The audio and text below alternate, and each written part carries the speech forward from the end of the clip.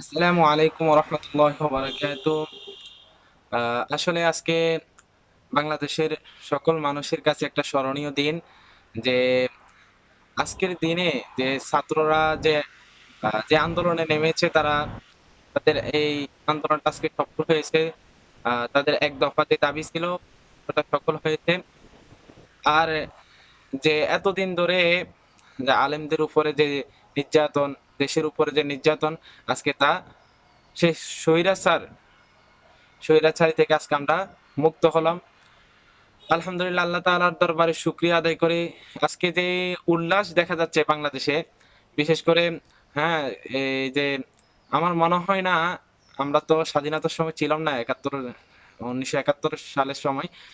আজকে যে আনন্দ দেখতেছি আমার মনে হয় এটা 71-এর চাইতে কম না। অনেক আনন্দ করতেছে মানুষে, আহ, অনেক উল্লাস করতেছে, অনেক আনন্দ করতেছে। তো আসল কথা হচ্ছে যে এটা ইন্নাহু লা ইউফলিহুয যালিমিন। আল্লাহ তাআলা কোরআনের মধ্যে বলেন ইন্নাহু লা ইউফলিহুয যালিমুন, যে জালেম কোনোদিন সফল হইতে পারে না। জালেম কোনোদিন সফল হতে পারে না। আল্লাহ তাআলা কোরআনের মধ্যে বলেন ইন্নাহু লা ইউফলিহুয যালিমুন, জালেম কোনোদিন সফল হতে পারে না। আবার রাসূল সাল্লাল্লাহু আলাইহি ওয়াসাল্লাম আবার হাদিসে বললেন যে কি তোমরা আকাশে যখন ঘুড়ি উড়ায়, জালেমকে আকাশের ঘুড়ির সাথে উনি তুলনা করলেন। যে আকাশে যখন মানুষ সকালে ঘুড়ি উড়ায়, ওই ঘুড়িটা যখন আকাশে উড়ে তখন কি করে, আহ ঘড়িটা একবার ডানে যায় একবার বাঁয়ে যায়। হ্যাঁ, মনে করে যে পুরো আকাশটাই আমার। তো জালিম যখন ক্ষমতায় আসে, মানুষের উপরে নির্যাতন করে, জুলুম করে, অন্যায় করে, অপরাধ করে, তখন জালেম মনে করে কি আমার সব কিছুই আমার।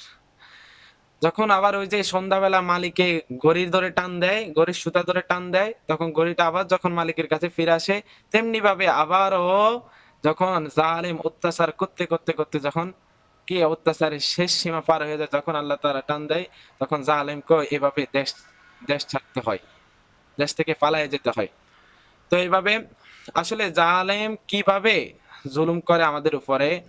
ফেরাউনের সাথে যে হামাম ছিল, হামাম ফেরাউনকে জিজ্ঞেস করলো, ফেরাউন তুমি যে আজকে এত বড় লোক, এত ধনী, এত ক্ষমতা তোমার, তোমার ক্ষমতা তুমি যখন যেটা বলো তখন সেটাই হচ্ছে, বনী ইসরাইল তোমার কথা মতো চলে, এই ক্ষমতা কিভাবে হলো তোমার?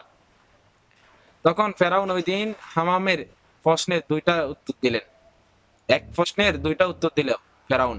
ফেরাউন বলল, আমার এই ক্ষমতা, আমার এত বড় লোক হওয়া, আমি যে এত ক্ষমতাবান, এটা হওয়ার কারণ হলো কি, কারণ হলো তোমার মতো একজন বন্ধু পেয়ে।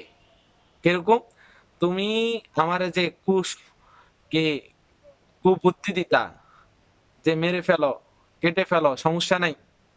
হ্যাঁ, তুমি আমার এই যে কুবুদ্ধি দিতা, তোমার মতো একজন এরকম কুবুদ্ধিওয়ালা বন্ধু পাইয়া আজকে আমি এত বড় লোক হতে পারছি, এত ক্ষমতাশীল হতে পারছি। আর দ্বিতীয়টা হচ্ছে যে বনি ইসরায়েলের নীরবতার কারণে, ওই বনি ইসরায়েল নীরব থাকার কারণে আজকে আমি এত ক্ষমতাশীল হয়েছে। বনি ইসরায়েলের কাছে যখন আমি বনি ইসরায়েলের উপরে জুলুম করি, তারা তারা প্রতিবাদ জানায় না, তারা আমার বিরুদ্ধে কিছু বলে না, আমাকে ভয় পায়। এই জন্য আমি আজকে এত ক্ষমতাশীল হতে পারছি।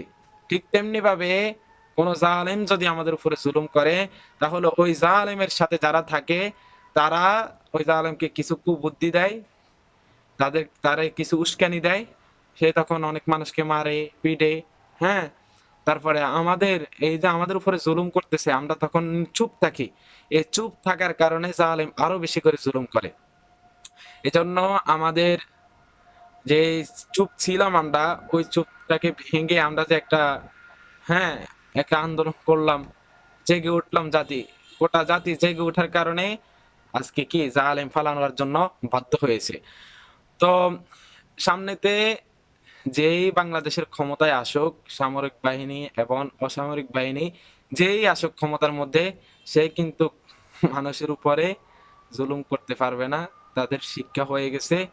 বাংলাদেশের এই আজকের এই সময়টা মানুষের কাছে অনেক আনন্দের সময়, এবং এই সময়টা, এই দিনটা মানুষের কাছে স্মরণীয় হয়ে থাকবে, গোটা বিশ্বের কাছে স্মরণীয় হয়ে থাকবে। বাংলাদেশ একটা ইতিহাস তৈরি করে দিচ্ছে এটা, বাংলাদেশ একটা ইতিহাস করে ফেলছে এটা। তো আমরা অবশ্যই আল্লাহ তাআলার শুকরিয়া আদায় করি। সর্বশেষ কথা হচ্ছে যে যখন মূসা আলাইহিস সালাম ফেরাউন থেকে বিজয় হলেন, তখন মূসা আলাইহিস সালাম শুকরিয়া আদায়ের জন্য একটা রোজা রাখলেন। আমার আমরা সকলেই প্রতিজ্ঞা করি যে আমরা সবাই একটা রোজা রাখবো। আর দ্বিতীয় কথা হচ্ছে যে লুটপাট চলতেছে, এই লুটপাট বন্ধ করতে হবে। দেশের ক্ষতি করা যাবে না, লুটপাট বন্ধ করতে হবে। আর আরেকটা কথা হচ্ছে যে আমরা এতদিন এই ১৬ বছর ১৭ বছর একটা দল খেয়ে আসছে, আরেকটা দল কিন্তু এই ১৭ বছরের ক্ষুধার্ত, তারা খেতে পারে নাই। তো আমাদেরকে বিবেচনা করতে হবে কাদেরকে আমরা এই মহা দায়িত্বটা দিব, কাদেরকে দায়িত্বটা দিব, দেশটাকে সুন্দরভাবে কিভাবে চালানো যায়। আমাদের বিবেচনার মাধ্যমে আমরা ভালো একজন যোগ্য ইসলামিক নেতা দেখে আমরা তাদের হাতে দেশটাকে সবর্দর করব, দেশটা যেন ভালোভাবে চলে, আমাদের দেশের যেন উন্নতি হয়। এই জন্য আমরা ওই প্রচেষ্টা করবো ইনশাল্লাহ।